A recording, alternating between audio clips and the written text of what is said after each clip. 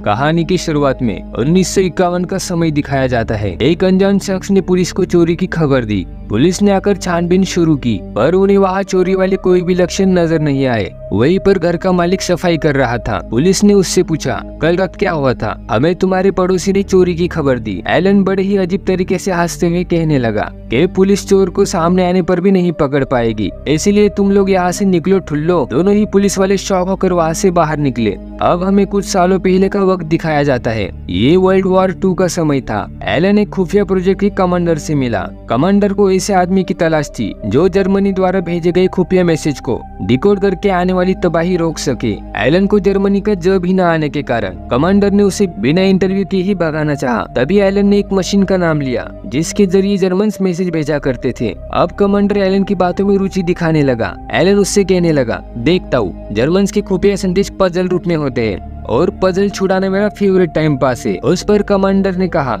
दुनिया का ऐसा कोई देश नहीं जिसने आज तक ये पजल छुड़ाया होगा। एलन ने उससे एक मौका मांगा। अब एलन के सामने 5 बेरोजगार थे जो उसी की टीम में मजदूरी करने वाले थे। टेबल पर वही घटिया मशीन थी जिसके मैसेज से बमबारी होने लगती थी। कमांडर उन्हें बताता है, जर्मन सुबह 6 बजे मैसेज भेजते हैं। रात के 12 बजे के बाद मशीन की पूरी सेटिंग चेंज हो जाती है। मतलब मैसेज समझकर एक्शन लेने के लिए हमारे पास केवल 18 घंटे होते हैं। 18 घंटे के बाद हम घंटा को सुधार नहीं पाएंगे। ये मामूली दिखने वाली मशीन बहुत कॉम्प्लिकेटेड थी। इसकी सेटिंग 159 मिलियन थी। इससे ज्यादा चांसेस तो थैनोस के मरने के थे। तभी वहाँ पर चीफ आया। उसका कहना था, इस मशीन से मिलने वाले मैसेज की वजह से देश के लोग मारे जा रहे हैं। हमें हाय हेलो करने में जितना वक्त लगता है उतने में देश के 4 लोग गुड बाय कर देते हैं। अब ये आधा डजन लोगों की टीम काम में लग गई। उन्होंने एक कैलकुलेशन किया, अगर वो हर एक सेटिंग को चेक करने लगे तो उन्हें 20 मिलियन साल लग जाएंगे। तब तक तो दुनिया वैसे ही खत्म हो जाएगी। उनमें से कुछ जाबाज 1-2 मैसेज डिकोड कर देते हैं। एलन उन्हें बोलता है, ज्यादा चौधरी मत बनो लोंडो, ये तो तुक्का है।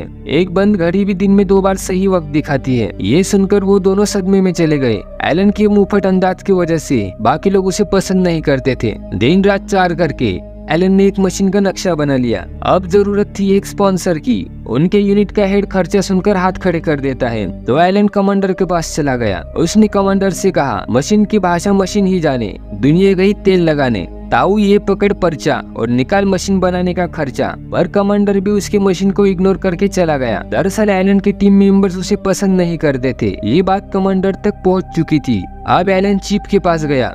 उसने प्रेसिडेंट को एक खत लिखा था जिसमें मशीन का खर्चा, फायदे वगैरह वगैरह सब लिखा था। प्रेसिडेंट ने उसे खर्चा देकर प्रोजेक्ट का हेड बना दिया। हेड बनते ही एलन चोड़े में आ गया। उसने टीम के 2 नल्लों को निकाल दिया। उनकी जगह अब 2 नए लोगों को चुनना चाहता था। उसने एक अखबार में सुडोकू जैसा कुछ बनाया।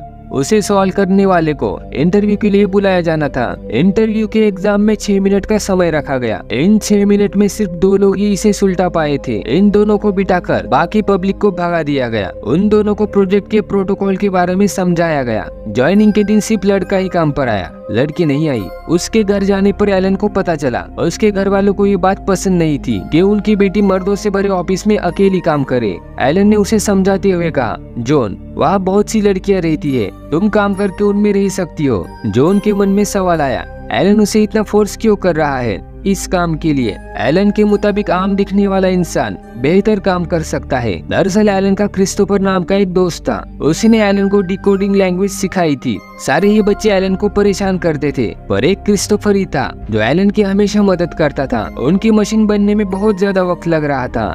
6 बजे आया हुआ मैसेज 12 बजे खत्म हो जाता था। साथ ही उस मशीन की सेटिंग भी बदल जाती थी। अगर एलन की मशीन सक्सेसफुल रही तो मैसेज डिकोड करके अपने आप ही सेटिंग बदल देगी। उसने मशीन का नाम क्रिस्टोफर रखा। एलन का बाकी साथियों से रूड बिहेवियर देखकर जॉन ने उसे सबसे मिलजुल कर काम करने को कहा, जिससे मशीन भी जल्दी बन जाती। अगले ही दिन एलन सबको एक एप्पल देता है खाने वाला।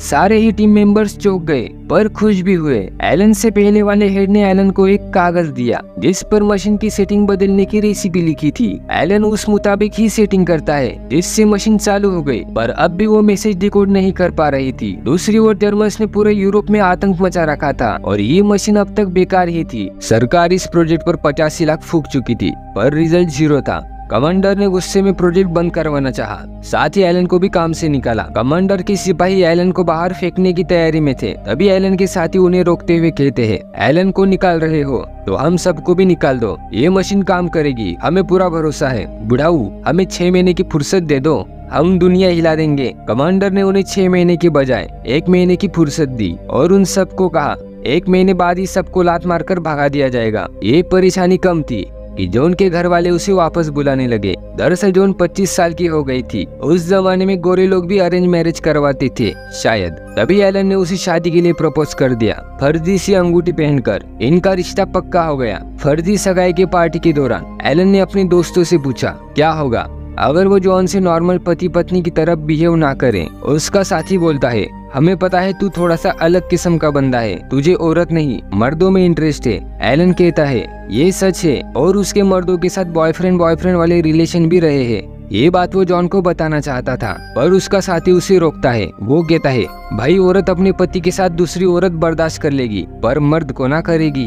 उसकी बातें सुनकर एलन जॉन को कुछ नहीं बताता। एक दिन बार में जॉन की फ्रेंड उसे बताती है कि उसे एक जर्मन से प्यार हो गया है। दरअसल ये लड़की जर्मन के सिग्नल पर ध्यान रखती थी। उसे मैसेज भेजने वाले लड़के से प्यार हुआ था, पर शायद उस मैसेज भेजने वाले की कोई गर्लफ्रेंड थी, क्योंकि वो हर मैसेज की शुरुआत CILLY इन 5 शब्दों से करता था, जिसका मतलब था सिली, जो एक लड़की का नाम था, और मैसेज भेजने वाला हर बार इसका इस्तेमाल करता था। ये सब सुनकर एलन हंस पड़ा और बोलने लगा, दिल ने दिमाग को डुबा दिया, और वो अपनी मशीन के पास भागने लगा। उसे कुत्ते के जैसा भागता देख बाकी लोग भी उसका पीछा करते हुए आ गए। एलन को लग रहा था अगर मशीन को कुछ शब्द पहले से ही पता होंगे तो काम ज्यादा आसान हो जाएगा। हर दिन के मैसेज में आसमान, हिटलर जिंदाबाद और वेदर रिपोर्ट ये सब होता था।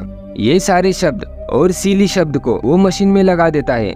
अब मशीन गरागर फिर के रुक गई। मशीन पूरी तरह तैयार थी। वो छोटी मशीन का मैसेज देखते हैं जो 6 बजे आया था। उस मशीन ने वो मैसेज आसानी से डिकोड कर लिया। वो सब भावुक होकर रोने लगे। अगली सुबह 6 बजे का मैसेज भी उन्होंने डिकोड कर लिया, जिसमें उन्हें पता चलता है कि आज एक हमला होगा जिसमें कई मासूम सामसुम हो जाएंगे। ये जानकर एलन का साथी इसकी जानकारी कमांडर को देना चाहता था, पर एलन ने उसे रोकते हुए फोन जमीन पर पटक कर तोड़ दिया। गुस्से में साथी ने एलन के नाक से खून निकाला। तभी एलन सबसे कहने लगा, अगर हमने कमांडर को हमले के बारे में बताया तो वो ये हमला रुकवा देंगे, जिससे जर्मन्स को पता चल जाएगा कि हमारे पास उनकी मशीन का तोड़ है। फिर वो नई मशीन बनाएंगे जिसे सुलझाने में हमारे जन्मों जन्म खत्म हो जाएंगे। आज के हमले वाली जगह उनकी टीम के लड़के का भाई भी था। वो उनसे हमला रुकवाने की गुजारिश करता है, पर एलन कहता है ये मशीन हमने देश को बचाने के लिए बनाई है, इसे हम पर्सनल स्वार्थ के लिए इस्तेमाल नहीं कर सकते, इससे पूरा देश तबाह हो जाएगा। अब एलन चीफ ऑफिसर से मिला। उसने चीफ ऑफिसर को मशीन की कामयाबी की बात बताई और साथ ही कहा, आप ये बात कमांडर को भी मत बताइए।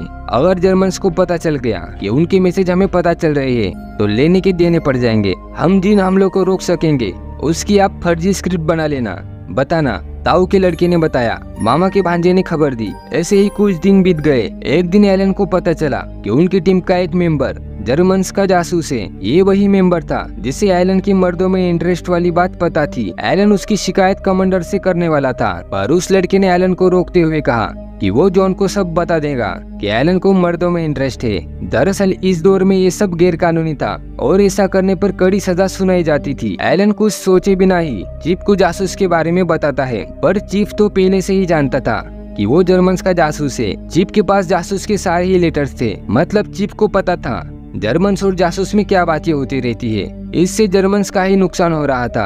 अब एलन जॉन को वहाँ से भेजना चाहता था। वो उसे कहता है, यहाँ तुम्हारी जान को खतरा है, तुम मायके चली जाओ। पर जॉन वही रुकती है क्योंकि वो एलन से प्यार करती थी।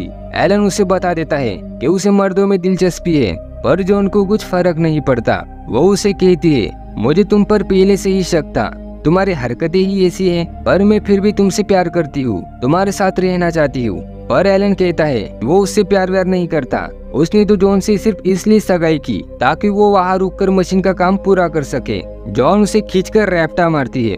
वो उसे मतलबी कुत्ता बोलकर वहाँ से चली गई। 2 सालों तक एलन ने कई मैसेज डिकोड करके बहुत से हमले रोक लिए। वो बड़े बड़े हमले रोकता था और छोटे छोटे हमले होने देता था ताकि जर्मन्स अपनी जीत की खुशी में खोए रहे। 2 सालों बाद ये युद्ध समाप्त हो गया और इस जंग में जर्मनी हार गई। चीफ ऑफिसर ने उस मशीन के साथ उसे बनाने की रेसिपी भी जला देने का ऑर्डर दिया। अब आता है कहानी में ट्विस्ट। दरअसल एलन के घर चोरी नहीं हुई थी, उसके घर कोई मर्द आया था। एलन को 2 ऑप्शन दिए गए, या तो वो 2 सालों की जेल काटेगा या अपने शरीर के पुर्जों में बदलाव करेगा। वो दूसरा ऑप्शन चुनता है। कुछ पुर्जे हटाने की वजह से वो लगातार कमजोर होता जा रहा था। एक दिन जॉन उससे मिलने आई। एलन बहुत कमजोर और डिप्रेस लग रहा था। जॉन उसे कहती है, तुम्हें अकेले नहीं रहना चाहिए। पर एलन के हिसाब से वो कभी अकेला था ही नहीं। उसका दोस्त क्रिस्टोफर मशीन के रूप में हमेशा उसके साथ था। जॉन एलन को कहती है, एलन की वजह से ही आज वो शहर बचा है जिससे होते हुए जॉन यहाँ तक आई थी। बस यही नहीं, उसने बहुत से शहर बचाए थे जिससे करोड़ों लोगों की जान बची। एलन बेशक एक आम दिखने वाला इंसान है, पर वो आम ना होकर एक खास है। पर उसने जो काम किया वो बहुत खास है। दरअसल ये बात क्रिस्टोफर ने एलन को कही थी, एलन ने जॉन को, और जॉन उसका डायलॉग उसी को चिपका रही थी। कुछ ही दिनों में एलन ने कूदकर अपने आप को दुनिया से मुक्त कर दिया। इसी के साथ ये कहानी यहीं पर खत्म हो गई। अपने भाई को सपोर्ट करने के लिए वीडियो को लाइक करके चैनल को सब्सक्राइब जरूर करना। धन्यवाद।